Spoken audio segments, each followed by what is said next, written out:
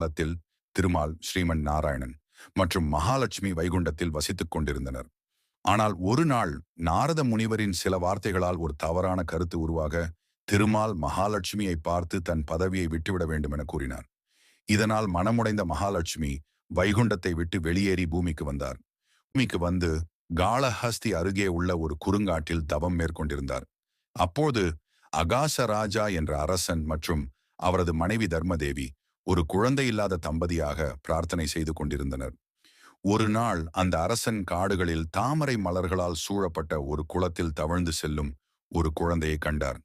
மகாலட்சுமி பத்மபூவின் மேலே இருந்ததால் குழந்தையின் பெயரை பத்மாவதி என்று வைத்தனர். அவர் பெரிதும் வளர்ந்து அழகு, அறிவு, தெய்வீக சக்திகளால் பிரசித்தமானவளாக ஆனார். திருமாலுக்கு பெரும் கவலை ஏற்பட்டது. அவர் பூமிக்கு வந்து வெங்கடாத்ரி திருப்பதி மலையில் தவம் மேற்கொண்டார்.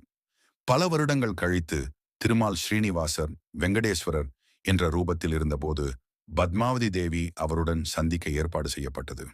வெங்கடேஸ்வரர் மற்றும் பத்மாவதி திருமணம் குறிப்பிட்ட காலத்திற்கு பிறகு பத்மாவதி தேவியின் திருமணத்திற்காக ஏற்பாடுகள் செய்யப்பட்டன. ஆனால் திருமணத்தை நடத்த தங்கம், பொருளாதார வளம் இல்லை. இதை தீர்க்க திருமால் குபேரனிடம் கடன் வாங்கினார். இன்று திருப்பதி சென்று நன்கொடை வழங்குவதன் மூலம் பக்தர்கள் திருமாலின் கடனை அடைப்பதற்கு உதவுவதாக நம்பப்படுகிறது.